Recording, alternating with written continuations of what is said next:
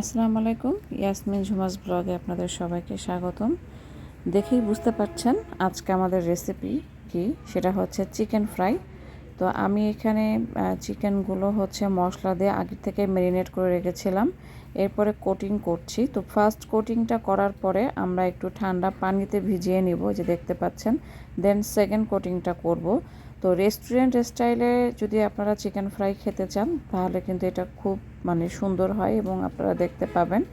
তো এভাবে করে আমি কিন্তু তেলে দিয়ে দিচ্ছি, দেখতেই পাচ্ছেন। তো খুবই টেস্টি হয় এগুলো, আর বাচ্চাদের যেহেতু খুবই পছন্দের একটা খাবার, তাই বাইরের খাবার না খাইয়ে ঘরে বসেই কিন্তু এই স্বাস্থ্যসম্মত রেস্টুরেন্ট স্টাইলের চিকেন ফ্রাইগুলো খাওয়াতে পারেন। এখানে কিন্তু আমি সব ধরনের মাংস নিয়েছি, সলিড মাংস থেকে শুরু করে হাড়সহ মাংস।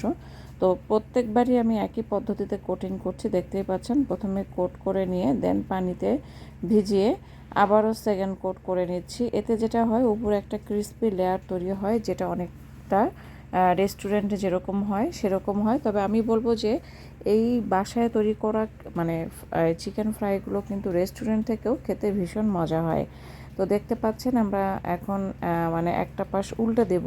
আমাদের উপর থেকে দেখে কিন্তু বোঝাই যাচ্ছে যে উপরটা কত ক্রিস্পি হয়েছে এবং একদম রেস্টুরেন্টের মতো দেখতে। আমার বাচ্চারা কিন্তু খেয়ে বুঝতেই পারেনি যেটা বাসায় তৈরি করা, তারা ভেবেছে আমি হয়তো অর্ডার দিয়ে নিয়ে এসেছি। তো এরপরে আমরা আর কি এটা উল্টে দিব, কারণ একটা পাশ আমার কাছে মনে হচ্ছে হয়ে গেছে। তো এখন আমরা একটা চামচের সাহায্যে উল্টে দিব। এরপরে যখন লাল হয়ে যাবে তখন আমরা নামিয়ে নেব। এই যে এক পাশ হয়ে গিয়েছে, একবারে পুড়ে ফেলা যাবে না, আমরা একটু একটু ব্রাউন করে তারপরে হচ্ছে নামাবো।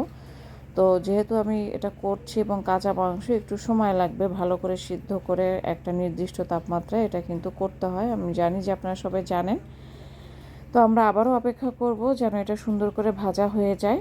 তারপরে আমরা পরবর্তী যে টুকরাগুলো আছে আর কি মুরগির মাংসের, সেগুলো আমরা দিয়ে দেব।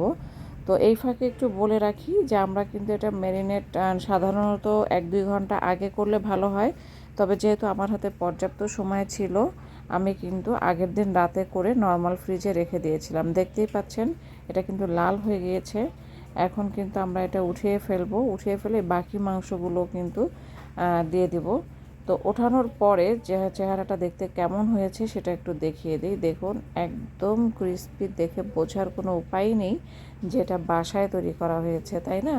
আর খেতেও কিন্তু সেই স্বাদ হয়েছে, কারণ যেহেতু ম্যারিনেটটা অনেকক্ষণ ধরে ছিল, মাংসের ভিতরে একদম মশলা ঢুকে গিয়েছিল এবং খুব মজা হয়েছিল। আমার বাচ্চারা তো আবারও আবদার করেছে যে আমি আবার এটা কবে তৈরি করব।